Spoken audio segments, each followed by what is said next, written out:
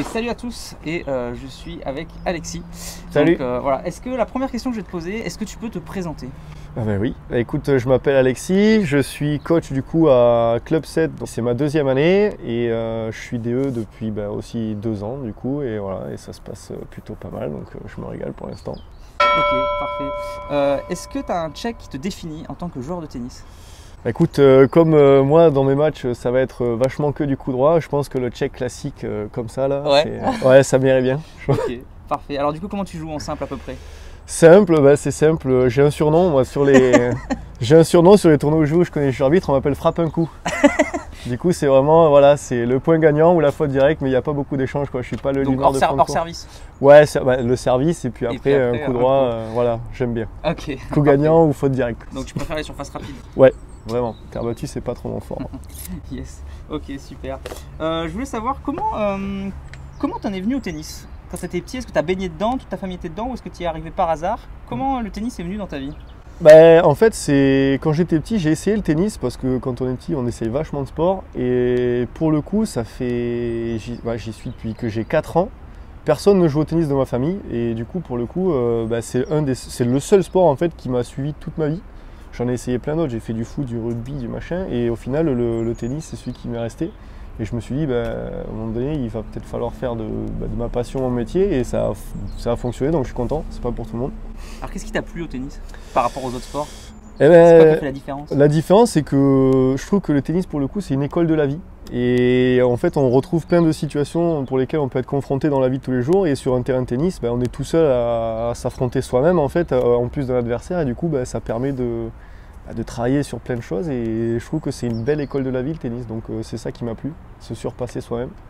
J'adore cette métaphore parce que moi c'est un peu mon image du tennis aussi. Ouais, non, mais c'est vraiment bien. Je trouve que c'est vraiment l'école de tennis de la vie, tout est dedans. Toutes les situations que tu peux avoir dans la vie, tu peux l'avoir sur un terrain de tennis. Ah, c'est vrai, il y a une notion de respect, il y a une notion de.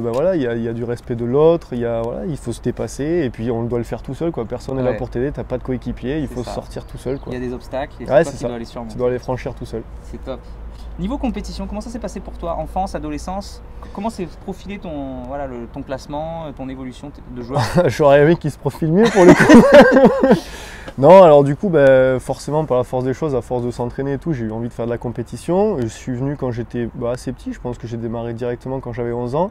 Et je me rappelle, j'ai démarré avec les matchs par équipe quand on était jeune. Et c'était génial, on avait un petit groupe de jeunes et c'était trop chouette, on a fini champion de l'Hérault.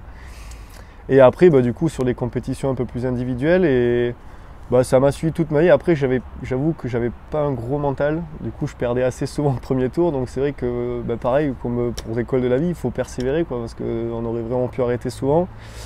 Après, en termes de classement, je suis arrivé jusqu'à 5-6. Et pour le coup, après, je n'ai pas fait mieux parce que je pense problème de mental encore. Et sinon, l'adolescence, j'ai arrêté les compétitions. En fin de lycée, en fait, quand j'ai passé mon bac, je sentais que je progressais plus trop et j'avais plus vraiment l'envie de matcher. Donc j'ai fait une petite pause de compétition, pas d'entraînement, mais de compétition pendant 2 ans. Et après j'ai repris parce que forcément ça manque, quoi. La compétition, c'est quand même l'essence même du truc, donc tu as envie d'aller matcher, quoi. Donc si je résume, est-ce qu'on va pouvoir extrapoler? J'ai l'impression qu'à 11 ans, ce qui t'a donné vraiment plaisir, c'était les matchs par équipe. Ouais, je me suis régalé, ouais, vraiment, ouais.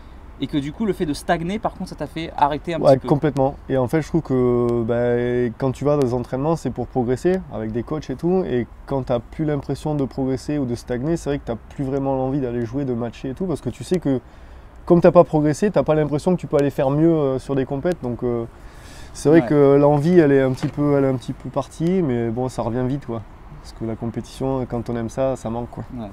Donc du coup, ok, deux conseils vraiment, match par équipe, ça aide. Ouais, ça aide parce que ça c'est sympa quand même. Ouais, les matchs par équipe, ça reste un sport individuel, mais quand on est en équipe, c'est sympa d'avoir des coéquipiers qui nous poussent, c'est quand même cool. Ça reste un sport individuel, donc sur le terrain, ils peuvent pas t'aider, mais ils peuvent t'encourager et tout, alors que quand tu es vraiment tout seul, c'est plus compliqué. Ouais.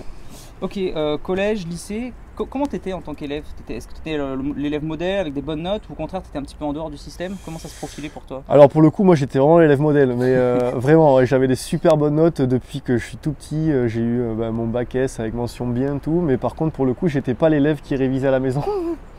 Ça faisait halluciner tout le monde d'ailleurs, mais j'aimais vraiment, en fait je détestais l'école. Et moi, quand j'étais en classe, le seul truc qui m'intéressait, c'était aller dehors, regarder par la fenêtre et aller faire du sport, quoi. Mais après, voilà, j'ai de la chance d'avoir quand même réussi ma scolarité. Et pour le coup, j'étais un bon élève toute ma scolarité. Donc ce qui est incroyable, c'est que voilà, tu avais des bonnes notes avec tout ce qu'il fallait et pourtant tu n'aimais pas l'école. Ouais, non, j'ai détesté ça. Et alors que pour le coup, par contre, ma famille, ils sont tous enseignants. Ouais. Donc je pense que c'est peut-être aussi pour ça, j'ai voulu prendre le contre-pied. Exact, ouais. Ok, ça marche. Du coup, après le lycée, qu'est-ce que tu as fait? Est-ce que tu as fait des études? Ouais, j'ai fait des études. Alors j'ai fait beaucoup de choses. Parce que du coup, comme j'ai fait un bac scientifique et que j'ai eu des bonnes notes en bac scientifique, on m'a tout de suite dirigé dans une filière scientifique. Ça n'a pas duré longtemps parce que j'aimais pas vraiment ça. J'ai fait un IUT de biologie et après je suis parti, je suis pas resté longtemps. Et après j'ai fait la fac de biologie à Montpellier. J'ai terminé une année, puis je me suis rendu compte que les débouchés, le travail, ça me plairait pas. Et ensuite j'ai voulu faire STAPS parce que donc forcément le sport c'était quand même quelque chose qui me suivait tout le temps. Et ils m'ont dit que comme j'avais déjà fait des études ailleurs, ils ne voulaient pas me prendre parce qu'ils sélectionnaient que les gens qui arrivaient du bac. Je suis surpris, ouais. Ouais, non, c'était vraiment très compliqué. Et en fait, du coup, après, j'ai fait beaucoup de choses. Je suis parti voyager, j'ai travaillé à l'étranger. Je suis parti travailler en Irlande comme prof de surf. Ok. Je suis parti travailler au Vietnam comme prof d'anglais. Et du coup, à Mayotte aussi comme prof d'anglais. Et le fait, en fait, d'avoir fait tous ces trucs-là, en fait, j'ai eu droit à une équivalence de prof d'anglais en fait en France, quoi. Donc j'ai pas eu besoin de passer mon CAPES, du coup je pouvais enseigner l'anglais dans les écoles et dans les collèges, quoi. C'est très intéressant. Comment tu as fait pour être prof de surf et prof d'anglais alors que tu es en train de m'expliquer que tu n'avais pas fait d'études spécialement pour ça avant? Le surf, en fait, c'est très simple en Irlande. Tu arrives, après moi j'y suis pas allé pour parler anglais parce que je parlais déjà, mais j'ai dit je veux travailler là-bas. Et en fait, dans une école de surf, j'étais aide, j'ai travaillé dans une école de surf. Ils m'ont dit pourquoi tu passes pas ton diplôme? J'ai dit ça va être compliqué, c'est quoi, 1 an, 2 ans? Et en fait, pas du tout. En Irlande, tu vas une semaine, tu t'inscris dans un truc et si tu sais faire 2-3 trucs, on te file ton diplôme. C'est top. Ouais. Après, il est valable uniquement là-bas. Mais du coup, pour les compétences, c'était juste le fait d'être aide, ça t'avait suffi avant? Ouais, en fait, le fait de savoir surfer, juste en fait, si il regarde tes compétences et puis si tu sais tourner et te lever, c'est bon, quoi. Mais t'as appris à surfer où? Tout seul. Je veux dire, quand t'étais jeune ou ouais, à ce moment-là? Non, quand j'étais jeune, je commençais, ça doit faire maintenant une bonne quinzaine d'années que je fais du surf. Ok, ouais. Non, et du coup, c'est comme l'anglais, j'ai appris tout seul, des trucs comme ça, les langues, tout. Du coup, les langues, tu savais parler anglais un peu tout seul, et du coup, tu t'es dit, voilà, je vais bosser, je me suis dit, en fait, comme en France, il n'y a pas grand-chose, où du coup, les études, en fait, j'ai du mal, parce que j'aimais toujours pas l'école, en fait, à cette époque-là, et là, pour le coup, quand tu travailles pas, quand tu es dans les études, ça marche pas. Ouais. Je me suis dit, je préfère aller voyager et travailler, faire de l'expérience, et au final, ça m'a servi, puisque aujourd'hui, j'étais prof d'anglais aussi, et sans forcément... j'ai fait aussi des études de langue, mais voilà, j'ai fait une licence, pas plus, quoi. Donc c'était. C'est déjà pas mal. Ouais, mais c'était pas assez pour faire prof. Normalement, en France, il faut un master, etc. Voilà, donc pour le coup, c'est des choses qui m'ont aidé. Ok, tu parles anglais. Je sais que tu parles d'autres langues. Qu'est-ce que tu maîtrises comme langue? L'espagnol. Et j'ai fait aussi 7 ans de chinois. 7 ans de chinois. Donc tu es prêt à aller bosser en Chine s'il y a besoin? Alors là, je pense pas, parce que quand on pratique pas le chinois, ça se perd beaucoup. Mais c'est vrai que moi, j'ai beaucoup d'amour pour les langues. Et c'est vrai que c'était un truc qui me tenait à cœur d'apprendre des différentes langues. Et j'ai pris chinois au lycée parce que c'était un nouvel alphabet, une nouvelle façon de faire. Et on n'était que 2 à avoir pris ça, mais je m'en foutais. Les autres, ils avaient pris maths, moi j'avais pris chinois. Moi, j'ai jamais fait d'études de chinois. Mais les rares fois où j'ai voulu apprendre 5 minutes comme ça avec des cours, je me suis rendu compte que c'était super difficile. J'ai une copine qui est chinoise qui a essayé de m'apprendre. Mais c'est pas si dur. Je comprenais rien. C'est compliqué dans la prononciation, mais dans l'apprentissage, c'est très facile. Okay. Parce qu'en fait, au final, il n'y a pas de conjugaison, il n'y a pas de grammaire, il n'y a rien, quoi. Il n'y a pas d'accord, il n'y a que dalle. Donc pour le coup, c'est la même phrase avec un mot en plus ou en moins, ça fait du passé, du futur.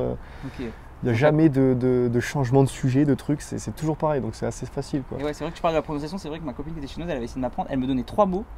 Et moi, pour moi, c'était exactement le même son. Ah ouais, voilà. Et elle me disait, mais non, regarde, il y a une petite subtilité, écoute. Et moi, je comprenais rien. J'étais là, mais non, c'est la même chose. C'est des tons, en fait, ils appellent ça des tons. Et le mot ma, par exemple, il veut dire 4 trucs différents, mais c'est pas des trucs. Ils peuvent dire cheval, maman, chaise ou autre chose, quoi. C'est vraiment impressionnant. Ouais, non, mais c'est chouette, moi, je me régalais. Ok, donc espagnol, chinois, anglais, donc t'es polyglotte. Est-ce qu'il y a d'autres langues? J'aimerais me mettre au russe. Bah oui, forcément. Ouais, j'aimerais bien parce que pour le coup, il y en a quand même de plus en plus. Et c'est encore le fait que l'écriture soit différente. Ouais. C'est ça qui me plaît, en fait.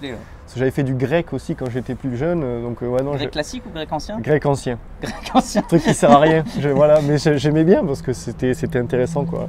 Je sais plus quel joueur disait qu'il parlait en grec ancien avec sa famille et que ça lui faisait vachement plaisir que personne comprenne autour Ah de bah là, lui. tu m'étonnes, là, personne comprend. À part César, il ne doit pas y avoir grand-chose. Je ne me rappelle plus quel joueur c'était, ouais, faudra que je me souvienne. Ouais. J'ai sa tête, mais bon, ça me reviendra le nom. Ok, bah, c'est super intéressant tout ça. Ok, donc du coup, tu as bossé et après, tu as décidé de revenir en France pour bosser. Comment ça s'est profilé? Bah alors, en fait, pour le coup, en France, l'avantage qu'on a, c'est que nos diplômes, ils sont quand même beaucoup plus valorisés à l'étranger qu'ailleurs. Ils sont quand même beaucoup plus nobles, on va dire. Donc je me suis dit, je vais revenir en France, faire des diplômes, et quitte à repartir à l'étranger après, mais au moins j'aurai un vrai diplôme qui sera valable un peu partout, parce que là, tous les diplômes qu'on a, ils sont valables. L'Irlande, c'est que l'Irlande, les trucs, voilà. Donc du coup, c'est quelque chose de valable partout. Et je me suis dit, j'ai fait prof de ski en rentrant. Et parce que bah, pareil, le ski, ça m'a baigné depuis tout petit. Et au final, c'est très compliqué comme diplôme, ça dure 5 ans. J'ai fait 3 ans et au bout d'un moment, c'est très très compliqué. Du coup, après, j'ai dit pourquoi ne pas aller dans le tennis? C'est quelque chose que je fais depuis tout petit, donc je suis passé par toutes les étapes. J'ai fait le diplôme de Dead Monitor, AMT, puis après, j'ai voulu m'inscrire dans la formation du DE, test de sélection, j'ai fait une préparation au test de sélection, et puis au final, j'ai fait ma formation d'1 an au Krebs de Montpellier. Ok. Donc tu m'as dit ce qui t'a poussé à passer le diplôme, c'est parce que tu voulais avoir un diplôme français qui pouvait te servir un peu Ouais, ailleurs. vraiment. C'était ça le. Et puis bon, voilà, c'était quelque chose où je savais que ça me plairait, puisque le tennis, je savais que c'était quelque chose qui me plaisait. Et franchement, le fait de faire de sa passion un métier, c'est vraiment un gros avantage. Il y a des gens qui rêvent de ça, et c'est vrai qu'aujourd'hui, je suis assez reconnaissant de ça, quoi. C'est cool. Quels sont les prérequis au DE? Comment tu fais pour pouvoir y rentrer? Alors en fait, c'est des tests de sélection. C'est-à-dire que tu rentres et tu as 4 épreuves. Il y a une épreuve pédagogique, donc c'est quand même la base du métier. Donc on te demande de faire une séance, voilà, on te donne un thème d'une séance et tu dois faire une séance avec des gens que tu ne connais pas. Il y a un écrit, il y a une disserte à faire, il y a un entretien oral avec des moniteurs ou alors des responsables de la ligue, etc., qui jugent un petit peu ta motivation et qui voient un petit peu ton parcours. Et il y en a une 4e, c'était quoi? Une démonstration. Démonstration de jeu, donc on peut voir ton niveau, quoi. Parce que quand tu es professionnel du tennis, il faut quand même savoir jouer, sinon... Ça veut dire que si tu n'as vraiment aucune gestuelle, ils sont capables de te refouler, de dire non, tu rentres pas? Alors, ils se basent vachement sur le classement, parce que maintenant ça a évolué, il faut être 15-2 ou avoir été 15-2, c'est-à-dire que là, par exemple, quelqu'un qui est 35, et s'il a été 15, il peut aller faire le 2, il peut prétendre. Après, c'est vrai qu'ils aiment bien regarder un petit peu la gestuelle, parce que ils partent du principe que si tu n'es pas capable d'exécuter techniquement quelque chose, ça va être difficile de l'apprendre à quelqu'un. Parce qu'au tennis, quand on est enseignant, il faut beaucoup montrer, et si tu n'es pas capable de montrer, c'est compliqué. Donc c'est ces 4 épreuves-là. Okay. Tu as une note sur 20 sur les 4, et si tu as la moyenne à toutes les épreuves, tu rentres dans la formation. Du coup, l'oral, je comprends, c'est pour tester ta motivation, ouais. Ça je comprends tout à fait. On peut se poser la question, pourquoi faire un écrit, sachant que notre métier c'est être sur le terrain toute la journée? Après, pourquoi il faut savoir écrire au DE? Parce qu'ils essaient de voir si tu sais parler français, en fait. C'est-à-dire que si tu es incapable d'aligner 3 mots, si tu n'es pas une syntaxe, si toutes tes phrases elles veulent rien dire, forcément sur le terrain personne ne te comprend. Et même si on a beaucoup d'oral dans le milieu, on est quand même parfois obligé d'écrire des mails, des SMS aux parents, des trucs, voilà. Donc ça fait beaucoup plus sérieux quelqu'un qui fait pas de faute d'orthographe, qui essaie d'aligner 3 mots et faire une belle phrase, plutôt que quelqu'un qui fait des fautes partout. C'est vrai que c'est un diplôme d'état, donc professionnel, donc c'est vrai qu'il faut que ça fasse pro. Et du coup, moi je me suis toujours posé cette question, pourquoi est-ce qu'on fait une séance pédagogique, sachant qu'on vient on vient faire ce diplôme pour apprendre ça? Moi je me suis dit, mais c'est bizarre, ils regardent si je sais donner un cours, alors que moi mon objectif c'est d'apprendre à faire un cours dans cette formation. Je me dis, mais pourquoi est-ce qu'ils regardent si je sais? J'avais envie de leur dire, non, je sais pas le faire. C'est un petit peu ce que j'ai pensé aussi pour le coup, parce que quand t'as pas de billes, alors pour le coup moi j'en avais un petit peu parce que j'avais fait les formations précédentes avant, mais ça n'a rien à voir. Et c'est vrai que tu te demandes... Qu'est-ce qu'ils regardent en fait? Ils regardent beaucoup ton état d'esprit en fait. C'est-à-dire qu'ils regardent vachement si tu es ouvert, si tu es sûr de toi, si tu es... En fait, ils préfèrent que la séance, tu fasses un truc tout bidon, même faux, mais que tu fasses avec conviction en fait, que tu sois là, que tu sois sûr de toi, que tu sois imposant en fait, et que les élèves t'écoutent. Et c'est vraiment c'est l'essence du métier, quoi. C'est que si on ne t'écoute pas, ça marche pas beaucoup. En gros, là, ils évaluent vraiment si tu es à l'aise. Si tu es à l'aise avec les gens, si tu es ouvert, si tu peux être un peu extraverti et pas être tout timide qu'on ne t'entende pas, si tu parles fort. Je pense qu'ils évaluent vachement ça. Donc ça, c'est un super conseil si vous voulez faire le DE un jour. Et ben voilà, cette situation pédagogique, par exemple, se mettre la pression à faire un truc vraiment ultra performant. Voilà, ce qui compte plutôt, c'est vraiment votre état d'esprit, votre attitude corporelle. Exactement. Après, ils regardent un petit peu ce que tu as fait quand même. C'est sûr, si tu fais une bonne séance, c'est encore mieux. Ça oui, mais après, si tu leur demandes de travailler les coups droits et que tu fais que des revers, bon là, pour le coup, ils vont se dire, tu sais pas trop ce que tu fais. Mais vraiment, ce qu'ils regardent, c'est vraiment ta gestuelle, ton attitude, etc. Et c'est vraiment... Et peut-être cette notion de sécurité aussi, voir tout de suite si tu fais pas n'importe quoi. Exactement, ouais. Bah, ça, c'est très important, de toute façon, la sécurité. J'ai l'impression que la sécurité, c'était limite un basique. Tu vois, genre, s'il y a un clou et que tu mets le joueur juste à côté en train de se taper. C'est ça, ou même une balle, en fait. Si tu n'es pas capable de voir que le joueur, il peut marcher sur une balle, ça, c'est des trucs que tu peux voir sans forcément être sans forcément avoir des billes avant. Et c'est vrai que ça, ils aiment bien. Ouais. Il y a même une matière dans la formation qui est destinée qu'à ça, quoi. Bah, du coup, on va embrayer justement avec le contenu de la formation, vu que c'est assez frais dans ta mémoire. Pour ceux qui s'interrogent ou pour ceux qui veulent le passer, quel est le contenu de la formation? Comment ça se passe l'année? Quelles sont les matières? Bah alors une fois que du coup on a réussi les tests de sélection, parce que c'est quand même assez compliqué, il y a beaucoup de demandes, donc là pour le coup une fois qu'on a eu la chance d'être sélectionné, on rentre alors soit à la Grande Motte maintenant, c'est donc à la Ligue, c'est plus au Crêpes, soit à la formation de Toulouse. Après c'est une formation... Donc ça c'est pour la région Occitanie? Occitanie, ouais voilà. Okay. Occitanie, donc tu as deux centres, Toulouse ou alors la Grande Motte. Okay. Et après, tu pars pour 1 an de formation, c'est assez intensif. Et c'est divisé en fait en 4 gros blocs. Alors ils appellent ça des UC. Et donc ce qui est intéressant en fait, c'est que tu dois la faire en alternance dans un club, cette formation. Alors tu n'es pas obligé, mais c'est quand même vachement plus intéressant parce que tu peux enseigner en fait dans ton club pendant que tu fais la formation. Donc c'est-à-dire qu'en fait toute l'année tu pratiques, pour qu'à la fin de l'année, au final, tu aies le plus d'expérience possible. Voilà, c'est théorie dans la formation. Théorie, et pratique exactement. Dans le sens vraiment club. Voilà, donc c'est pour ça que c'est intéressant d'avoir un club qui t'héberge, enfin qui te permet en fait d'enseigner.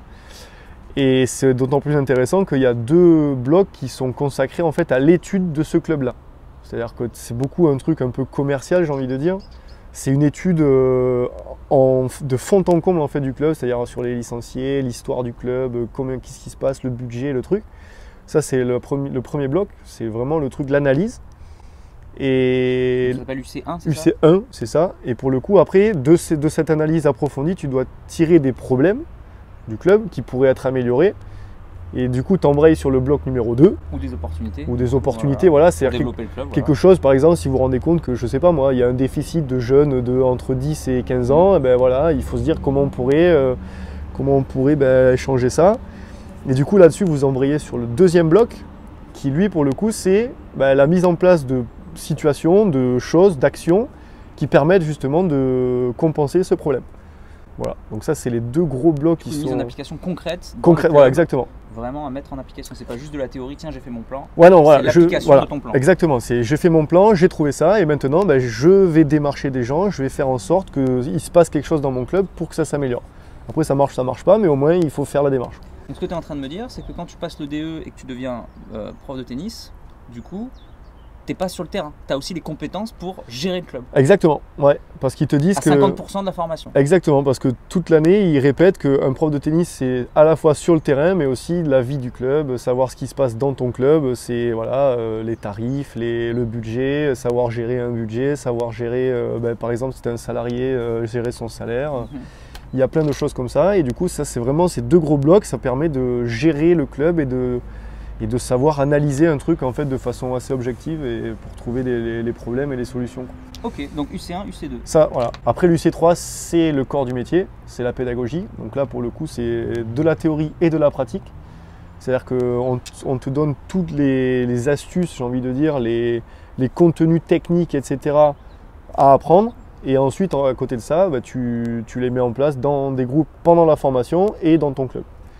Voilà. Du coup, l'UC3, j'aimerais qu'on compare plutôt nos expériences. Parce que moi, du coup, j'étais à Poitiers. Ouais. Et toi, tu étais à Montpellier. Et moi, Poitiers, j'ai l'impression que c'était différent de Montpellier. Il m'avait choqué à ne pas nous donner de contenu technique, tactique. Okay. C'est-à-dire toute l'année, on leur demandait mais qu'est-ce qu'il faut apprendre techniquement, qu'est-ce qu'il faut apprendre tactiquement. Et toute l'année, ils nous répétaient, si tu veux un truc contenu, tu achètes un livre, tu l'apprends par cœur, basta, c'est fini. Tes connaissances, c'est à toi d'aller les chercher, tu peux les trouver dans n'importe quel livre. Par contre, nous, ce qu'on veut, c'est que tu sois sur le terrain et que tu trouves des solutions. Tu as tel problème avec tel joueur, que tu trouves la solution, comment lui faire progresser. Et toute l'année, nous, on était frustrés parce qu'on n'avait pas justement ces apports théoriques. Ouais. Par contre, ils insistaient voilà, sur la pratique. On était en pratique, ils nous disaient non, là, c'est pas bien ce que tu fais, il faut que tu ailles encore plus loin, il faut que tu le fasses progresser beaucoup plus. Comment tu vas faire? Ok, ouais. Et du coup, on était frustrés en même temps, et d'un autre côté, à la fin d'année, finalement on était contents quand même, parce qu'on a appris à chercher les solutions. Ouais, parce que pour le coup, ça a attisé votre curiosité. Après, pour le coup, c'est différent. Alors ils aimaient bien qu'on cherche aussi par nous-mêmes, mais on avait quand même des bases en fait, c'est-à-dire qu'on avait des cours où c'était presque pour le coup trop théorique. C'est-à-dire qu'on t'envoyait, on te décomposait le geste de coup droit, on te décomposait le service, et on te disait voilà, tac, là il faut faire comme ça, comme ça, comme ça. Ils appellent ça, comment ils appellent ça, la chronologie de l'apprentissage. C'est-à-dire avec un jeune de tel âge on commence par apprendre ça, avec un jeune de tel âge on peut aller un peu plus loin, etc.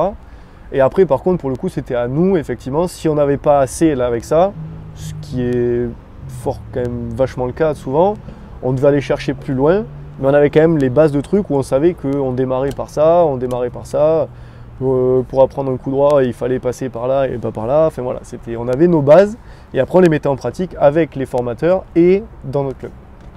Donc ça, pour le coup, c'était quand même assez intéressant, parce qu'on a eu vachement de contenu technique, beaucoup plus technique que tactique d'ailleurs.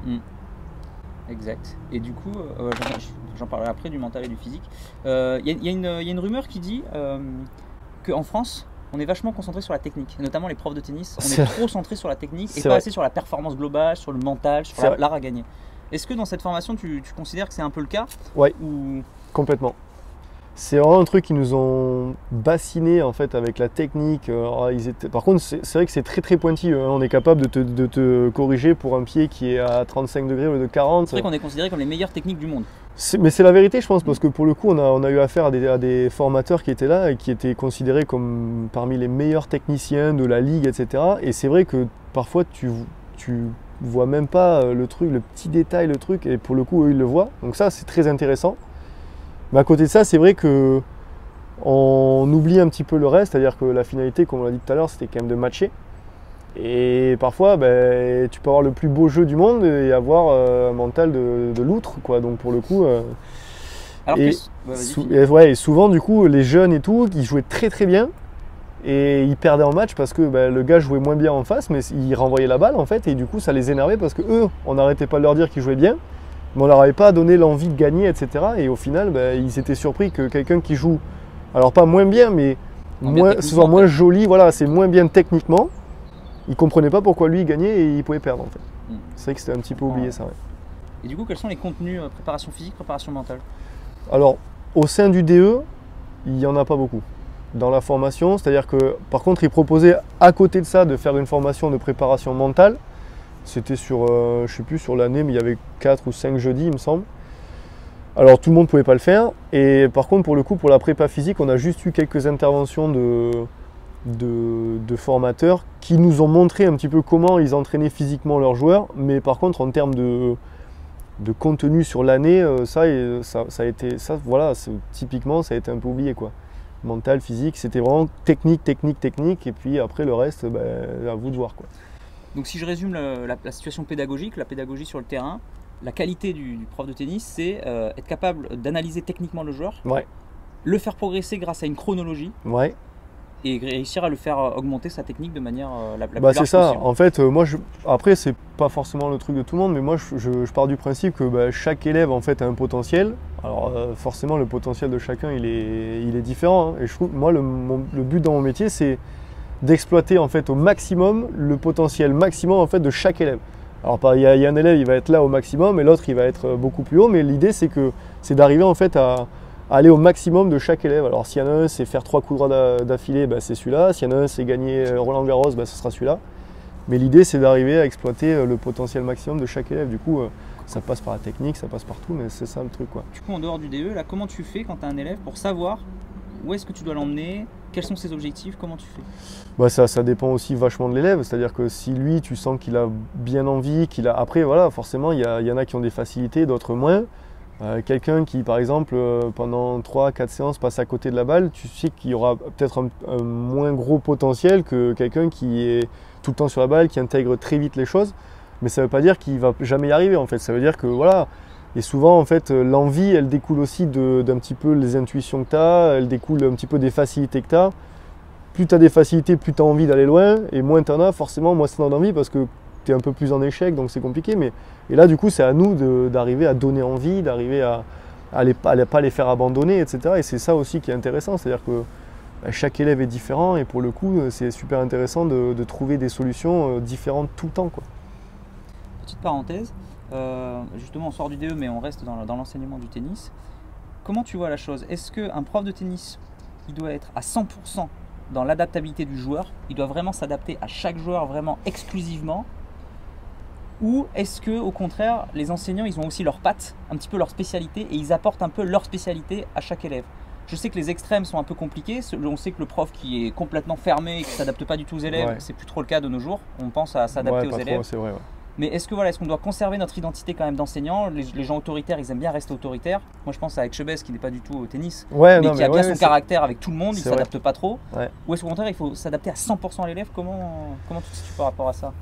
Je pense que les deux sont vrais en fait. C'est-à-dire que si vous prenez deux enseignants, ils vont pas avoir la même façon d'enseigner en fait. C'est quasiment impossible. Ou alors vraiment c'est qu'ils sont formatés, mais on a toujours la petite patte, on a toujours le truc. Mais après je trouve que le fait d'être adaptable à chaque élève, ça permet de les garder avec nous et en fait d'instaurer un climat de confiance. Enfin, moi je prends l'exemple de l'année dernière par exemple, j'avais une élève et j'avais pas été confronté à ça, qui était très stressée, mais de n'importe quel changement en fait pouvait la stresser, mais vraiment à outrance. Et du coup j'ai dû moi m'adapter en fait à avoir un discours beaucoup plus bienveillant, beaucoup plus positif, beaucoup plus calme. Et là du coup moi qui suis un petit peu extraverti, etc., je pouvais pas trop l'être parce que je savais que ça allait la déranger. Mais voilà, du coup c'est intéressant parce que nous en fait du coup on développe aussi des capacités qu'on n'a pas forcément. Et c'est super intéressant, moi je trouve, de s'adapter à l'élève. Mais après on a tous, moi je trouve que comme tu dis, on a tous notre petite patte. C'est vrai que moi par exemple qui aime beaucoup faire des coups droits, j'aime bien travailler le coup droit, les attaques de coup droit, etc. Sans forcément oublier les revers. Mais c'est vrai que voilà, j'ai une façon de faire, ils sentent que voilà, c'est comme ça, c'est la petite patte de l'enseignant, mais chacun a sa façon d'enseigner différente, je pense. Ouais. J'adore cet exemple, parce que je me souviens d'un collègue où alors moi je fais service volé, je suis très agressif, et je trouvais quand même que les débutants, ils avaient besoin d'apprendre le lift. Du coup, moi j'étais à fond sur le lift. Et mon collègue qui était à fond sur je lift, je fais pas une faute, lui au contraire, il adorait enseigner la volée, le jeu d'attaque à des jeux. Alors peut-être que c'était juste un exemple parce qu'on s'adaptait quand même au public. Mais j'avais trouvé le contraste vachement marrant. Chacun travaillait l'opposé de son style de jeu. C'est super chouette. Après, de toute façon, forcément, on ne peut pas travailler notre style de jeu avec tout le monde, c'est pas possible parce que voilà, il y a des gens qui sont pas du tout faits pour ça, etc. Mais l'idée, c'est d'arriver à tout travailler et de la façon, de la meilleure façon possible. Et la façon de l'amener, en fait, elle sera différente entre chaque prof, quoi. Mais il ne faudra pas l'oublier, quoi. C'est cool. Yes. Alors du coup, pour finir avec le DE, donc UC4, qu'est-ce que c'est? Comme on disait tout à l'heure, UC4, du coup, c'est vachement sécurité, énormément sécurité, donc savoir qu'est-ce que je fais, est-ce que je mets un élève en ligne comme ça, est-ce que je laisse les balles sur le terrain, et il y a aussi un écrit du coup sur un truc, je veux dire judiciaire, mais juridique. Voilà, il y a vachement de trucs juridiques, c'est-à-dire quels sont les centres à contacter en cas de quand vous voulez faire une carte professionnelle, c'est vraiment des trucs très juridiques et ça c'est l'UC4 quoi. C'est vraiment le truc. Là pour le coup ce truc juridique c'est un peu plus du par cœur. Là c'est plus là c'est complètement du par cœur. On te donne une fiche en fait et tu apprends le truc et à la fin tu as un QCM et c'est terminé quoi. Voilà.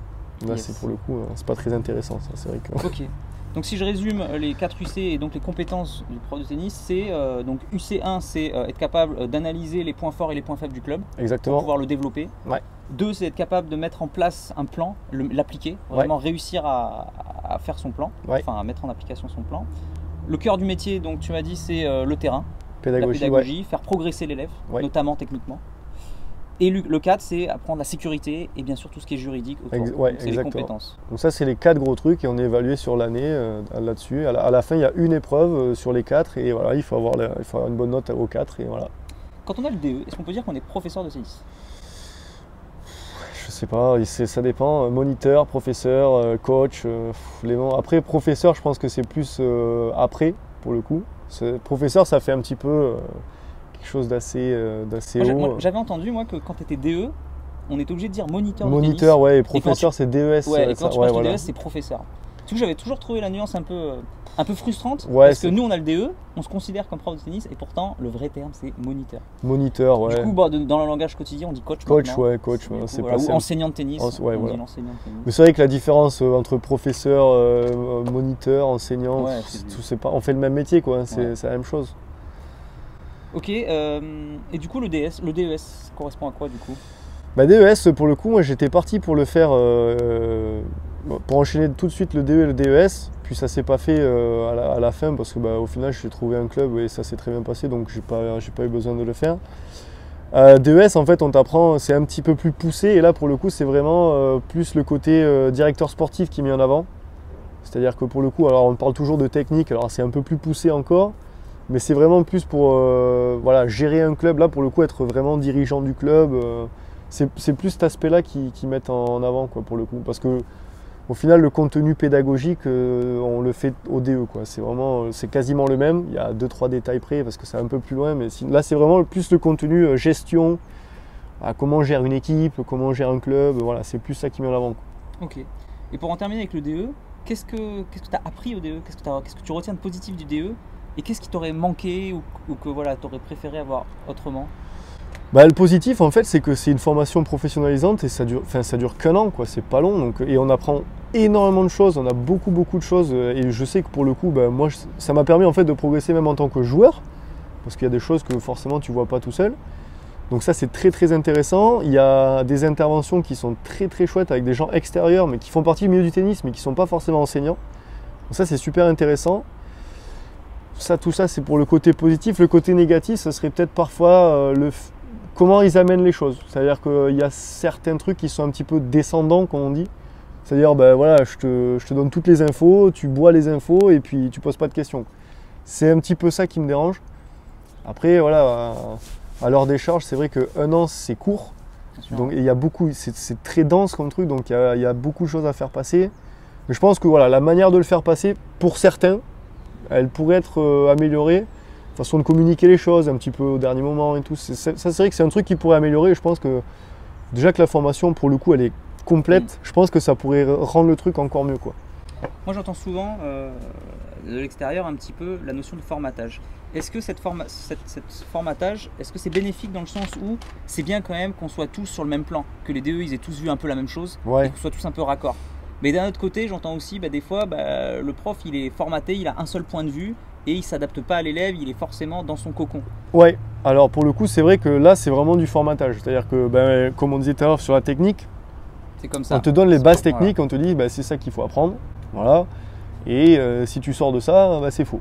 Bon, c'est vrai que là, pour le coup, surtout quand on voit même des joueurs professionnels, ils n'ont pas tous la même technique et ils sont quand même professionnels, ils jouent pas mal. C'est clair, c'est clair.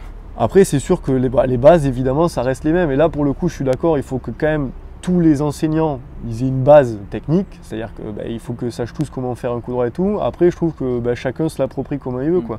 C'est comme les services, la base du service, on l'a tous, mais tout le monde a un service différent.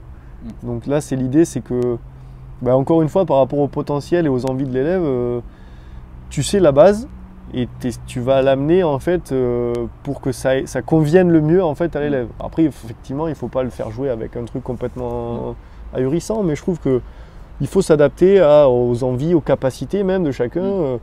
Les bases, on les a. C'est bien qu'on ait tous les mêmes. Après, c'est bien d'apporter des trucs pour que l'élève en fait se sente bien et pas se dire je me sens pas bien avec ça, ça me va pas. Je sais qu'il faut que je fasse ça, mais j'y arrive pas. On peut très bien arriver à faire quelque chose bien en l'adaptant à son élève, quoi, je pense. Du coup, là, on parle de formatage et, comme tu dis, d'apporter sa pierre à l'édifice, de se l'approprier. Ouais. Et comme on a dit tout à l'heure, il faut s'adapter à l'élève, mais il faut aussi avoir sa petite patte. Ouais. Donc moi, j'ai l'impression que c'est super important que chaque prof ait sa personnalité, vraiment qu'il apporte sa pierre à l'édifice. Comment tu te vois, toi? Et moi, de l'extérieur, j'ai l'impression que le fait d'avoir fait plein de choses dans des pays différents et d'avoir vu plein de choses différentes, et en plus d'avoir fait les langues, moi, de l'extérieur, ça me vend du rêve. Et je me dis, c'est monstrueux, tu as une expérience de dingue. Comment est-ce que tu vas pouvoir le mettre en place? Comment tu le mets en place d'ailleurs avec tes élèves? Comment tu te l'appropries? Voilà. Quelle est ton identité, toi, en tant que prof de tennis dans tes cours? Ouais, alors pour le coup, je trouve qu'en ayant vu plein de pays différents, et souvent c'était quand même des pays assez pauvres et tout, on obtient une ouverture d'esprit qui est pas la même que les Français ici qui sont formatés justement, machin.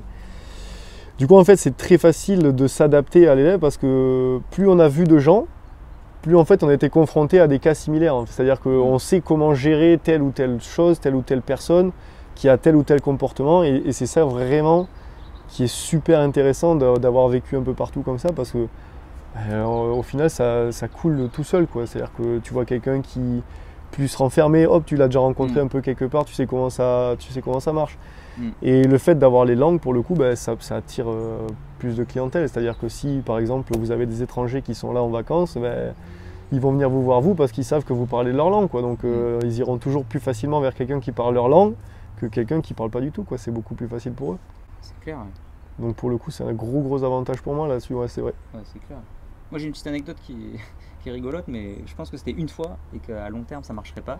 J'ai eu une fois un Allemand qui parlait pas du tout un mot d'anglais ni de français. Ouais. Et moi je parle pas un mot d'allemand. Moi non plus. Du coup c'était hyper rigolo. Et en fait ce que je me suis rendu compte, c'est que j'ai réussi à lui faire cours. Je lui ai donné 5 cours, ça s'est hyper bien passé, sans aucun mot. C'est-à-dire juste avec des démos. Mais du coup il était vachement concentré sur ce que je faisais. Ouais. Et des fois je lui disais non. Et je lui montrais le bon geste, et il répétait le bon geste et il le faisait. Ouais. Et j'avais l'impression que la concentration, c'était incroyable. De passer au-delà des mots, de faire juste dans le langage corporel. Mais c'est vrai, mais en plus, je crois qu'on l'a dit tout à l'heure en début, la pédagogie, elle passe vachement par la démonstration. Donc au final, on pourrait faire un cours muet. Je pense que ça marcherait tout aussi bien qu'un cours avec la parole. Après, la parole, en fait, elle va servir justement à mettre à l'aise, à apporter un climat un petit peu plus jovial, on va dire. Mais au final, si tu fais un cours muet juste en démontrant, je pense qu'on peut obtenir le même résultat. Hein. Ok, alors du coup là tu bosses en tant que DE depuis 2 ans. Pourquoi entre guillemets? Parce que du coup avant tu n'avais pas le diplôme et maintenant ça y est, tu as le diplôme, tu bosses professionnellement voilà, depuis 2 ans, alors qu'avant c'était dans plusieurs pays différemment, dans d'autres sports et tout. Donc là on va dire qu'entre... j'arrête avec ce mot mais... Non mais si, pour le coup tu bosses, voilà, c'est vraiment, tennis, là pour le coup c'est le métier avec un vrai diplôme français officiel. Voilà. Qu'est-ce que tu... comment dire... où est-ce que tu as le plus de plaisir en fait? Dans ton métier, qu'est-ce qui te plaît le plus? Si on devait faire la pub un peu à ce métier Franchement, honnêtement, c'est être sur le terrain avec les gens, quoi. Parce que moi, après, j'aime beaucoup avoir avec le contact avec les gens, c'est vraiment ça qui me plaît. Le fait de discuter, le fait d'aller chercher le petit truc, en fait, toujours d'aller chercher le petit détail qui permet de progresser, le petit déclic, en fait. Et c'est là, en fait, où je me régale le plus, c'est-à-dire... En fait, j'aime bien faire un échange avec l'élève en disant qu'est-ce que toi t'aimerais travailler, où c'est que tu te sens le moins bien. Et par exemple, il va me dire, je sais pas moi, le service. Et ça va être à moi en fait d'aller un petit peu comme un médecin en fait, aller diagnostiquer le problème et trouver la petite solution qui va lui permettre d'avoir un déclic. Et quand t'entends en fait, waouh, trop cool, je sens que ça a marché, c'est là où en fait on prend le plus de plaisir. Quand t'entends l'élève dire, j'ai pris du plaisir, je sens que je progresse, pour le coup, pour moi, c'est l'essence même du truc. C'est là où je prends du plaisir. Justement, ça me fait penser à quelque chose. L'implication de l'élève dans son projet. Je sais qu'il y a des profs qui sont... je vois l'élève, je sais exactement où je veux l'emmener. Je sais très bien que là, son style de jeu, ça va être ça, et je vais l'emmener à ça. Et il y a le style de jeu complètement opposé, le style participatif qui demande à l'élève comment tu te vois. Et on part de ce que l'élève veut. Ouais. Comment on se situe au milieu? Est-ce que c'est une question de niveau? On sait que quand même, plus on a de bouteilles, plus le joueur va être bon, plus il a son projet quand même. On part de ce qu'il a, alors que le débutant, on peut quand même, on peut nous-mêmes décider ce qu'il veut. Ou est-ce que c'est vraiment une personnalité de l'élève? Comment on décide en tant que prof de tennis? Parce que je sais qu'il y a des profs, ils sont non, je te demande pas ton avis, je sais exactement où je t'emmène et point barre, c'est comme ça. Ouais, alors moi je fonctionne pas du tout comme ça pour le coup. Moi je fonctionne vachement sur un espèce de truc participatif en fait. C'est-à-dire que, effectivement, moi je vais avoir mon idée. Parce qu'il faut quand même avoir son idée, donc toi tu peux avoir très bien un chemin tracé dans ta tête, mais je trouve que la moindre des choses, c'est le chemin tu vas le tracer, c'est pas pour toi. Le chemin c'est son chemin à lui. Donc je trouve quand même logique qu'il ait son mot à dire sur le chemin qu'il veut emprunter. S'il n'a pas envie, ça marchera pas. Hein. Après si lui il te suit et tout, c'est là que pour le coup ça roule tout seul, c'est l'autoroute après. Mais je pars du principe que le chemin, nous on a fait le nôtre, c'est à lui de faire le sien, nous on est là pour l'aider, pas pour lui imposer un chemin que nous on aurait peut-être aimé prendre. Et ouais, moi je fonctionne pas du tout sur je vois ça, on fait ça. Du coup, je donne un exemple totalement fictif. Ouais. Une joueuse adolescente d'un bon niveau, elle, sa personnalité, c'est ultra carré, elle écoute ce que dit le prof. Mais dès que tu lui demandes qu'est-ce que tu as envie, aucune idée. Je te fais confiance, moi je suis complètement carré. Est-ce que du coup tu y vas à fond ou est-ce que tu justement essayes petit à petit de l'impliquer dans le projet et qu'elle petit à petit elle développe ses propres envies? Ou est-ce au contraire tu as ton programme et du coup c'est parfait, tu te lances et tout? C'est une super question pour le coup. Je pense que si elle, ce qui lui convient, c'est le fait que le prof il soit vraiment carré, qu'il soit assez directif et tout, j'irai là-dedans. Mais je pense que, pour le coup, le fait de mettre sa petite patte, je pense que j'essaierai toujours de savoir comment elle se sent, qu'est-ce qu'elle aimerait vraiment au fond et tout. Je pense que je le ferai quand même. Ça fait partie de ma personnalité, je pense que je le ferai, même si, pour le coup, si ce qui lui convient, c'est être directif, je pourrais être directif aussi, quoi. Capable, ouais. Mais j'essaierai d'apporter mon petit truc. C'est important, je trouve, d'avoir de la communication en fait avec un élève, parce que c'est quand même, ça reste un loisir, quoi. C'est-à-dire que si tu es là et tu viens avec la boule au ventre, ça part mal, quoi. Ouais, c'est clair. Voilà. Mais ouais, je pense que je ferai comme elle voudrait, mais j'essaierai d'apporter mon petit truc, comme quoi, le fait d'apporter, voilà, de savoir comment elle se sent, tout ça. Je pense que j'arriverai pas à m'en empêcher. Ah ouais. Ok, alors du coup, pour voir un peu plus à long terme, je sais que jusqu'à récemment, tu faisais les deux métiers en même temps, tu étais prof de tennis et en même temps tu donnais des cours d'anglais à côté. Ouais. Comment tu te vois au mieux, quoi, ton objectif rêvé? Comment tu te vois par exemple dans 5 ans? Quelle est ton ambition dans ce métier? Est-ce que tu te vois au contraire? Alors on en a parlé avec Mehdi il n'y a pas longtemps, et Mehdi m'expliquait que la moyenne d'un prof de tennis c'était 7 ans. Et que la majorité des profs, c'est-à-dire quasiment tous, soit ils faisaient évoluer leur métier pour travailler différemment, ou soit arrêter le métier. Toi, quelle est ton ambition? Comment tu te vois évoluer dans ce métier? Pour le coup, moi j'ai évolué vers le tennis pour le coup, parce que j'ai arrêté cette année mon deuxième travail de prof d'anglais, parce que justement j'avais l'opportunité de fonctionner qu'avec le tennis, donc c'est une grosse chance, hein, parce que voilà, c'est pouvoir vivre encore une fois de sa passion, c'est super cool. Vu ma personnalité, je suis quand même quelqu'un qui est très vite lassé des choses, etc. Je pense que dans 5 ans, je serai toujours dans le milieu, mais j'aurais fait évoluer la chose. C'est-à-dire que je pense, voilà, peut-être j'aurais passé le diplôme supérieur, j'aurais, je sais pas, peut-être la gestion d'un club, je sais pas, mais pour le coup, c'est vrai que, ouais, moi j'aime bien évoluer. Je déteste les trucs où je stagne, où je sens que je fais rien. Comme je disais tout à l'heure par rapport à la compétition, c'est vrai que moi j'ai besoin d'évoluer constamment. Et je trouve que même c'est un enrichissement personnel, donc je pense que ouais, dans 5 ans, je ne me vois pas au même endroit exactement. C'est-à-dire que je serai toujours certainement DE, je prendrai toujours autant de plaisir à aller sur le terrain, mais il faudra que je fasse autre chose à côté, quoi. Peut-être gérer une équipe, je sais pas, quelque chose, voilà. Donc voilà, tu n'as pas de projet précis, un objectif précis, par contre tu es dans le processus. Ouais, tu sais que tu vas changer de toute façon, c'est ça que tu as besoin, et que voilà, tu vas évoluer. Tu mets les choses en mouvement en fait autour de toi, voilà. Mais après, pour le coup, c'est vrai que moi j'aime bien vivre un peu au jour le jour, c'est-à-dire je profite vraiment de l'instant présent. En fait, c'est quelque chose que tu apprends du coup en voyageant et tout. C'est vraiment un truc que tu profites de l'instant présent, tu profites de ce que tu as. Mais il faut quand même que tu restes aussi fidèle à toi-même en disant ben voilà, j'ai pas envie de rester bloqué dans mon truc pendant 50 ans. Donc tu fais des choses aussi pour que ça se mette en mouvement tout seul, quoi. Donc, mais je suis pas là à chercher forcément la formation de dirigeant, manager, machin. Si ça doit se faire, ça se fera. Si ça se fait pas, ça se fait pas. Mais je pense que ouais, ça évoluera d'ici là. Yes. Ok, on va rentrer dans les dernières questions, un peu plus performance, comment progresser en tant que joueur. Du coup, tu as parlé tout à l'heure de tu vois l'élève et en fonction déjà de ce qu'il te dit et en fonction de ce que tu vois, tu essayes de voir comment tu pourrais l'amener à son maximum. Comment on travaille cet œil de coach? Parce qu'en fait, j'ai l'impression que c'est ça qui différencie les coachs aussi, c'est la capacité à voir ce qui va être le plus utile à l'adversaire. Les débutants, en général, ils vont rester sur un détail qui n'a aucune incidence sur la performance, ils vont rester sur ce détail pendant plusieurs séances, alors que le coach qui est vraiment expert, en un détail, il va te dire c'est ça, là tu vas performer beaucoup plus, et du coup, tac, l'élève tout de suite, il progresse d'un coup. Comment on travaille cet œil un peu de coach? Franchement, je pense que ça vient avec l'expérience. C'est-à-dire que plus tu passes du temps avec des élèves, plus tu passes du temps sur le terrain, plus tu as des profils différents, comme on disait tout à l'heure, et plus au final, tu as une vision un peu plus globale de la chose. Je pense que moi, par exemple, ça fait pas très longtemps que je suis enseignant, mais je pense que mes premières leçons, elles étaient beaucoup moins efficaces que mes leçons de maintenant. C'est-à-dire que c'est des choses en fait qui viennent, et tu rentres le soir, tu dis « Ah, tiens, j'ai réfléchi à ça et si je l'avais fait faire comme ça, peut-être ça aurait marché. » Et du coup, la fois d'après, tu fais « Bon, on va essayer un truc nouveau. » En fait, c'est une remise en question permanente, c'est une réflexion permanente et je pense que ouais, cet œil-là, il vient avec l'expérience en fait, avec le temps que tu passes avec les gens, je pense. Donc j'adore tes deux réponses. C'est vraiment l'expérience, le temps qu'on passe, on ne peut pas le comprimer, on ne peut pas juste apprendre par cœur et dire ça y est, je suis compétent. Ouais, non, il faut passer je du pense temps. pas, ouais, vraiment. Ça, c'est voilà, il n'y a pas de secret. Et ce que tu dis, ça me paraît essentiel, la remise en question. Ouais. Je trouve qu'il y a beaucoup de. Alors, peut-être que je caricature, mais je trouve qu'il y a beaucoup de profs qui justement sont dans le métier depuis très longtemps, qui ne sont plus ouverts d'esprit, qui sont dans leur truc, et puis ils sont plus en mode j'essaie de progresser, c'est genre c'est bon, je sais pas que je sais tout, c'est que je sais des choses, et voilà, j'apprends pas plus, je suis bloqué à ce stade. C'est ça, je suis entièrement d'accord pour le coup, et j'ai été confronté en tant que joueur à des profs comme ça, et tu prends aucun plaisir sur le terrain, parce que tu as l'impression que pour lui c'est facile, évidemment, il est bon joueur, etc. Et toi, tu aimerais arriver à son niveau, mais on te dit fais comme ça. Oui, mais comment? Comme ça. Et si en fait il n'y a pas la démarche, en fait, l'explication, le décortiquage un petit peu du truc, c'est super difficile. Ouais, je pense que là pour le coup c'est vraiment l'expérience, le temps, les formations après. Hein, voilà, le DE il apporte vraiment aussi un œil critique, formation professionnelle, mais après voilà, c'est le temps que tu passes. Et je pense que là aujourd'hui ça fait 2 ans et je pense que dans 5 ans, je ferai des cours qui sont meilleurs que ceux d'aujourd'hui, c'est sûr. Je pense.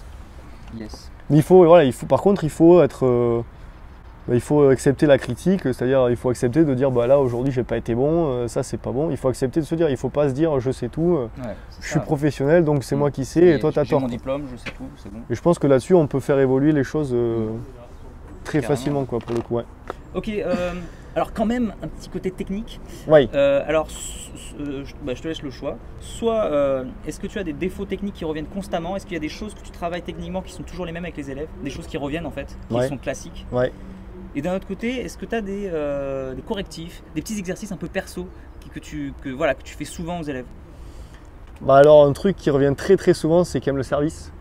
Le service, c'est quand même un coup très technique, très compliqué et c'est super difficile de leur faire prendre la bonne prise, etc. Moi c'est une grosse difficulté que j'ai, le service. J'ai l'impression, en cours collectif en tout cas, en indiv ça se passe mieux. Mais même en indiv c'est compliqué. Hein. J'ai l'impression que ça prend tellement de temps à corriger que j'ai beaucoup de mal à les faire progresser vite au service.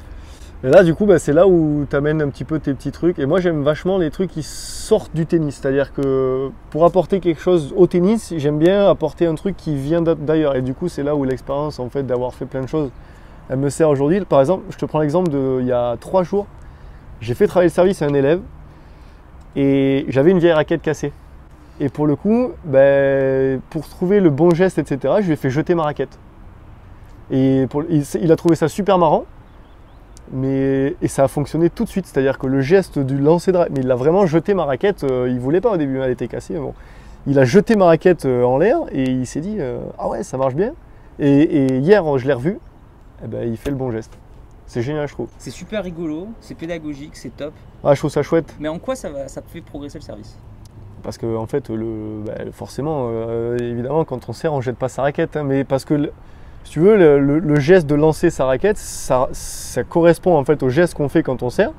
Et du coup, le fait de l'avoir fait apporter d'une façon un peu plus rigolote, il a intégré un mouvement qu'il a pu remettre en fait dans la situation de jouer pendant son service. Et du coup, il était super content, il a rigolé et il a progressé en même temps. C'est top. Ouais, j'ai trouvé ça chouette. J'en ai plein de trucs comme ça. Alors vas-y, est-ce que tu en as 2-3 autres là, rapidement là? Le revers par exemple, je fais travailler avec un frisbee. Pour le revers à 2 mains aussi? Ouais, parce que c'est pour. Non, alors une main c'est vachement bien, mais pour faire travailler la rotation. Des épaules, etc. Il y a ça. Je sais pas, qu'est-ce que je peux faire sur l'équipe, je les fais jouer sur un pied. Il y a plein de choses comme ça. Sur le relâchement, je les fais jouer avec 2 doigts. Je tiens la raquette, ils tiennent la raquette avec 2 doigts. Comme ça, la raquette elle est lourde, etc. Coup droit, revers, service. Ouais, il y a plein de trucs comme ça. J'aime beaucoup en fait apporter un truc un peu marrant, parce que le tennis, c'est vachement technique. Ça peut vite être barbant quoi, donc si tu amènes un petit truc qui donne du peps, c'est sympa aussi. Hein. Moi j'adore tous ces trucs. Ah ouais, je sais que t'aimes bien. Je kiffe ces trucs et du coup j'adore, comme tu dis, apprendre des autres. Ouais. Enfin tu vois, tous les petits trucs que je peux voir des autres profs, j'adore les utiliser. Donc, ouais, mais moi parfois ça vient d'autres profs, ça vient des trucs de réseaux sociaux, des trucs, tu te dis ah tiens j'essaierai ça avec une cible, un code, un truc, quelque chose, c'est génial. C'est top. Ok, les 2-3 dernières questions. Je suis non classé et je veux performer. Déjà, comment on fait pour passer le cap d'aller en compétition? Parce qu'on sait que c'est difficile de nos jours. Les jeunes, ils veulent pas trop y aller tout seuls. Ouais, les débuts, quand tu es non classé, le passage à la compétition est compliqué. Et comment on fait pour progresser jusqu'à 30 ans, 4ème série? Ce début de compétition, comment tu vois, comment tu peux aider les joueurs qui veulent passer ce cap? Là, pour le coup, je pense que ça passe vraiment par l'enseignant. C'est-à-dire que là, ça va être à l'enseignant de mettre en confiance son joueur, de lui dire que la compétition, c'est pas quelque chose de terrible. C'est quelque chose où on apprend, ou c'est quelque chose où on prend du plaisir. Et je pense que le rôle de l'enseignant, justement, c'est de mettre l'élève en confiance totale. Même, franchement, je serais presque à dire d'aller avec lui sur la compétition et tout pour la première fois, pour qu'il ait un climat de confiance en fait. Et après, lui tout seul, il va avoir un déclic et puis au final, match après match, il prendra des repères, etc. Mais je pense que le début de cette compétition il est super important. Il faut créer un climat de confiance et pas dire ouais bah là, j'ai entendu des pros dire ouais la compétition, de toute façon tes premiers matchs tu vas te faire défoncer, tu vas perdre, ça sert à rien, tu vas pleurer, voilà. Mais il faut rester. Moi on m'aurait dit ça à 10 ans. Ouais, compliqué. Ouais, je viens, je perds, j'ai pas envie de perdre. Si j'y vais, c'est pour gagner, quoi. Donc moi, je pense que pour le coup, c'est notre métier là, c'est de mettre en confiance et d'aller avec lui et de le pousser de façon positive, quoi. Ouais. C'est super intéressant là. Le rôle de l'enseignant, il n'est pas simplement de faire progresser pour que les gens restent motivés dans les progrès, mais vraiment essentiel au cœur de lancer la compétition. Et donc toutes les baisses de licence qu'on voit de nos jours, c'est vraiment voilà, l'enseignant, c'est son rôle majeur là d'être au front. Bah, je pense que de toute façon, c'est quand même nous l'acteur, on est les acteurs principaux du tennis, quoi. C'est-à-dire que c'est nous qui transmettons un petit peu j'ai envie de dire l'enseignement, on transmet les valeurs du tennis, etc. Et forcément, et comme on disait tout à l'heure, toutes ces valeurs, elles se retrouvent dans la compétition. Et je pense qu'un élève qui joue bien et qui ne fait pas de compétition, il va se lasser plus vite qu'un élève qui fait de la compétition. Je trouve, après c'est mon avis personnel, hein, mais voilà, je pense que la compétition, elle amène un petit plus. C'est quelque chose qui... un petit supplément d'âme en fait au sport, quoi. Ok, top. Et du coup, 30, 15-1, voire 30, 3-6, comment on fait pour passer le cap? Parce que j'ai beaucoup de 15-5, beaucoup de 15-4 qui calent un peu. Ils sont ultra motivés, ils regardent des vidéos sur internet, ils jouent tous les jours, mais ils ont du mal à passer ce cap. Je suis 15-4 là, de tous les âges, hein, ça peut être la vingtaine, mais beaucoup de joueurs, 40 ans, 50 ans, qui sont là motivés et qui ont du mal à passer ce cap. Comment on fait pour monter 5-6? Toi, tu as été 5-6, comment on fait? Quel est le secret? Voilà, je t'avoue que j'ai galéré pour y aller, moi. Après, ça va passer par l'entraînement. Ça va passer par, encore une fois, avoir un coach qui permet, en fait, toi, de te surpasser. Ça va passer par la compétition. Et ça, en fait, là, pour le coup, le mot qui va devoir revenir, c'est résilient. C'est-à-dire qu'il va falloir accepter de ne pas y arriver tout de suite. Par exemple, si tu changes quelque chose avec ton coach parce que lui, il pense que tu vas pouvoir progresser plus, il faut accepter de rater 2, 3 fois, 4 fois, 10 fois, mais en sachant que tu vas y arriver et il ne faut pas abandonner, quoi. Il faut rester là, il faut persévérer. Et si tu t'entraînes, que tu t'entends bien avec ton coach, que ton coach te permet de progresser, que tu vas en match, franchement, tu vas y arriver. Et je vais être un peu sévère. Je trouve que c'est ce qui manque à cette nouvelle génération. L'envie. J'ai l'impression que cette résilience, ils n'ont pas. Je perds, allez j'arrête, j'ai perdu 2-3 matchs, c'est bon, c'est pas pour moi la compétition. Il n'y a plus cette notion de persévérance, d'aller au fond des choses, de dire je ne lâche rien, peu importe les obstacles. Ouais, mais après je pense que c'est aussi dû à la société, c'est-à-dire qu'on est dans une société où ça consomme super vite, tous les enfants ils ont tous un téléphone, si la chaîne elle leur plaît pas, ça zappe. Les vidéos elles durent 2 minutes max, ça dure 52 minutes, c'est trop long. Ouais c'est ça, et du coup, au DE ils nous avaient dit il faut être super efficace, super vite. Parce qu'aujourd'hui, si les enfants ils n'arrivent pas à ce qu'ils veulent en 10 minutes, ça zappe. Comme à la télé, si le film ne te plaît pas, tu zappes. Et du coup, c'est un petit peu un phénomène de société, quoi. Mais c'est vrai, je suis d'accord avec toi, pour le coup, les jeunes, ils ont moins envie, ils sont moins résilients, et s'ils ratent, ça leur plaît pas, ils disent ouais c'est bon, j'arrête, ça me saoule, j'y arriverai jamais. Il n'y a pas cette notion de persévérance. Ouais. Je suis d'accord avec toi pour le coup là-dessus. Ouais. Et le haut niveau, est-ce que le DE est capable d'entraîner au haut niveau? Est-ce que le DE c'est vraiment pour la masse? Est-ce qu'un DE est capable de dire tiens, un jeune je l'entraîne de 4 ans à top 200 mondial? Je pense que oui. Après, pour le coup, là c'est ta qualité de joueur aussi, parce que tu peux pas. Si le mec, toi t'es 5-6 et que le gars est 200 mondial, malheureusement, il est meilleur que toi. Hein. Ça c'est sûr. Donc par contre, je pense que oui, tu peux très bien. C'est-à-dire que ton œil il va rester le même, ça va être beaucoup plus pointilleux. Après, encore une fois, sur l'expérience et tout. Et je pense que plus tu vas avoir de joueurs comme ça, plus tu vas avoir des choses. C'est comme pour tout. Hein. Et je pense que le DU, il est capable, peut-être pas de jouer avec lui, mais de lui apporter des choses, je pense que oui. Toute la question, j'avais déjà posé à Mehdi, mais quel est ce duel entre le DE qui est 15-2, voire qui a été 15-2 une fois dans sa vie, mais qui a niveau 15-5, 15-4, et l'ancien joueur qui est devenu coach, qui n'a aucun diplôme, aucune formation, mais qui a été joueur de haut niveau. Comment est-ce que les deux se valent? Est-ce que les deux se complètent? Ou est-ce que clairement il y a une différence et chacun a son public? En fait, c'est super différent. C'est-à-dire que le joueur de haut niveau, pour le coup, lui, il va avoir sa vision des choses, son jeu, les trucs qu'il sait faire. Donc lui, pour le coup, il pourra jouer très certainement avec le joueur. Par contre, à côté de ça, il n'aura peut-être pas la façon de l'amener au joueur. C'est-à-dire qu'il va dire c'est comme ça, comme on disait tout à l'heure, c'est comme ça, moi je le fais comme ça, tu devrais le faire comme ça. Par contre, je suis incapable de t'expliquer comment tu vas pouvoir y arriver. Ça va être la grosse différence, je pense, avec un enseignant qui, lui, pour le coup, va être là, il va pouvoir te décortiquer le truc. L'idée, en fait, le meilleur truc, ça serait d'être coach comme ça et d'avoir été très bon joueur. L'idée, franchement, ça serait ce serait le top. Hein. On rêve tous de ça, mais bon. Pour moi, les deux se valent pas. C'est-à-dire que les deux sont différents, les deux ont des gros avantages et les deux ont des lacunes aussi. Donc, je pense que les deux ne peuvent pas se valoir. Moi, j'ai eu l'expérience quand j'étais plus jeune. J'avais un coach qui avait été très bon joueur. Il avait été, je crois, top 300 ATP, donc c'est quand même extraordinaire. Mais par contre, on n'a pas progressé de l'année. Parce que lui, il avait sa vision de la chose et c'était comme ça. C'est sûr, ouais. Chacun a ses points forts et chacun peut avoir ses points faibles. C'est vrai que moi j'ai toujours cette peur que l'ancien joueur de tennis, il ait aucune pédagogie. Il s'adapte pas du tout aux joueurs. Et d'un autre côté, que le joueur, il n'ait pas vraiment vécu les émotions d'un joueur de niveau, qu'il n'arrive pas complètement à comprendre le joueur et comprendre. Il y a ça aussi, ouais. C'est des peurs des fois qui arrivent. Ok, les deux dernières questions pour terminer, parce que c'est vrai que ça avance. D'abord, ton meilleur souvenir, est-ce que tu as une anecdote incroyable, soit en tant que prof, soit en tant que joueur?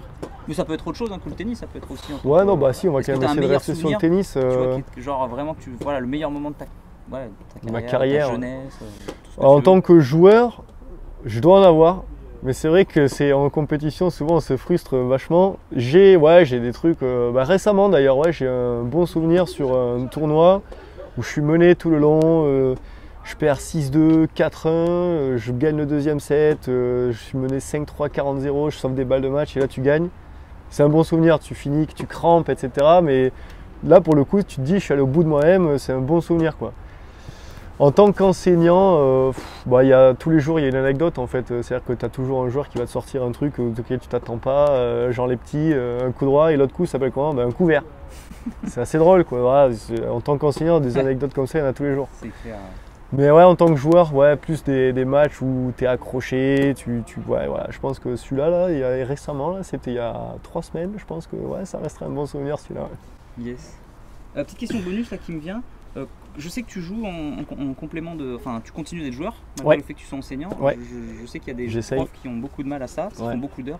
Comment tu fais pour garder la motivation? On est toute la journée sur le terrain. Comment tu fais pour avoir la niaque d'aller sur le terrain et te dire, allez, je vais au combat et tout? Comment tu fais pour l'énergie, la niaque, tout quoi? Le temps? Ouais, c'est surtout le temps en fait. En fait, c'est parce que j'ai encore envie de progresser pour le coup. Et j'aimerais là aujourd'hui à 27 ans être mieux classé que ce que j'ai été. Et j'ai la chance d'avoir un coach en plus maintenant avec qui je travaille là pour le coup. Mehdi. On a eu l'interview. Voilà. Et je me régale en fait. Parce que j'ai toujours, comme je disais tout à l'heure, j'aime bien évoluer, j'aime bien apprendre des choses, j'aime bien m'améliorer. Et pour le coup, j'essaie de garder cette envie.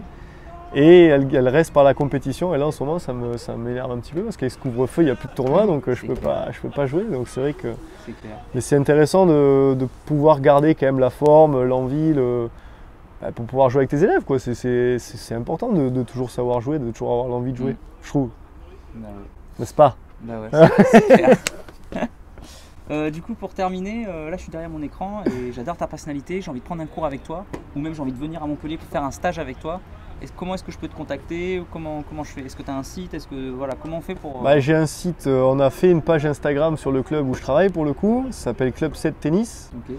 Il y a un site internet aussi, club7tennis.fr. Et moi après, moi je suis sur les réseaux sociaux, mais j'ai pas de numéro professionnel, etc. encore. Ça vient, je me suis fait une petite carte professionnelle, fait une carte de visite, etc. Yes. C'est les choses du coup qui sont en train d'évoluer pour pouvoir justement être un petit peu plus présent, un petit peu plus pro.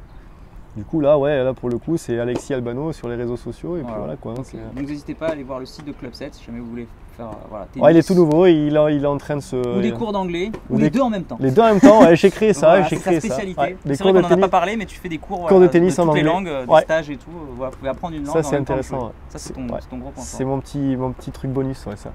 Yes. Bon je te remercie beaucoup. Avec plaisir, c'était cool. Encore une fois, je te félicite pour ta personnalité que j'adore. Merci. Donc on a tous notre petite pierre à apporter. Donc on est tous différents, on est tous uniques. Il faut rester motivé. Voilà. Bon, c'est temps de galère. Merci beaucoup. Merci Poulette. Et voilà, n'oubliez pas d'aller jouer au tennis, de progresser. Ouais, et surtout de prendre du plaisir. Exactement.